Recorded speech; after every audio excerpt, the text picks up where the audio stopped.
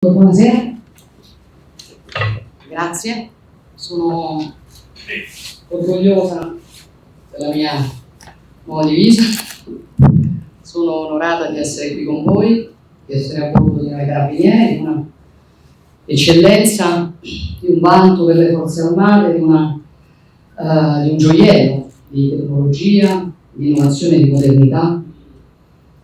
Però io penso anche che i mezzi militari, la tecnologia, l'innovazione siano strumenti.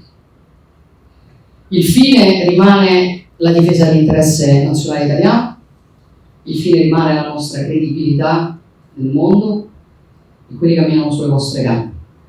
Prima che su qualsiasi strumento che la nostra intelligenza può immaginare, le nostre mani possono costruire, c'è la vostra professionalità, c'è la vostra motivazione, ci sono i vostri sacrifici.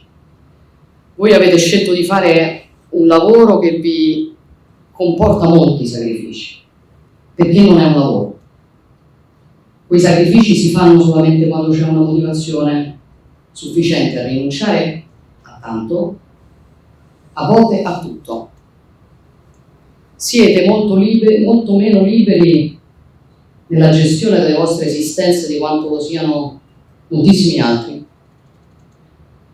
Eppure siete più liberi di tutti gli altri. Dirò a voi quello che ho detto anche in Iraq quando sono andato a trovare il nostro contingente militare. Gustave Thibon, il filosofo Gustave Thibon, dice: l'uomo non è libero nella misura in cui non dipende da niente e da nessuno. È libero nella misura in cui dipende da ciò che ama, ed è schiavo nella misura in cui dipende da ciò che non può amare. Voi dipendete da quello che amate. Per questo, nonostante i tanti sacrifici che fate, voi dimostrate cosa sia la libertà e voi rendete la vostra nazione più libera.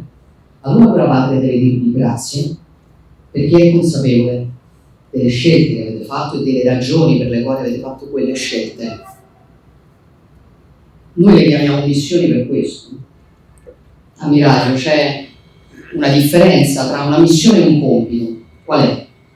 La differenza tra un compito e una missione è il valore profondo, intrinseco che si dà a quell'incarico. Credo che questo valga la pena di ricordarlo, valga la pena di esaltarlo e valga la pena anche di avere l'umiltà per chi guida una nazione, di non mancare mai di dire grazie, perché se l'Italia è la nazione ricercata, se l'Italia è la nazione credibile, se l'Italia è la nazione forte che il mondo riconosce, soprattutto grazie al vostro sacrificio, alla vostra professionalità, alla vostra umanità, alla vostra testa alta.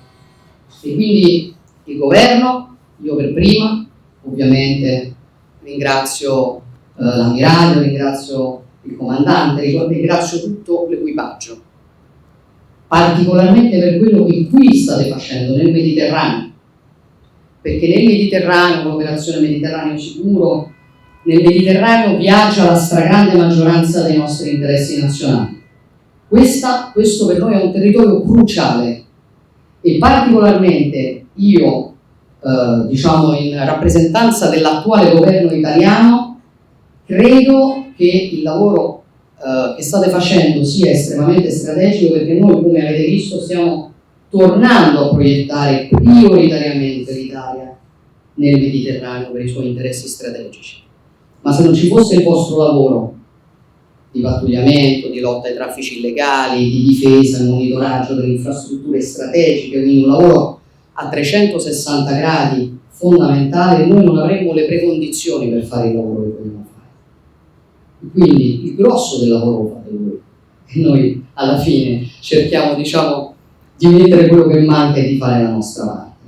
Allora grazie a nome della vostra patria, della patria che rappresentate e che tanto amate, grazie da parte di tutti gli italiani, a voi, alle vostre famiglie, alle persone che vi vogliono bene e che con voi devono sacrificare qualcosa e devono rinunciare a qualcosa, per qualcosa che inevitabilmente per voi, per me e per tanti di noi è molto molto grande. Grazie e buon lavoro.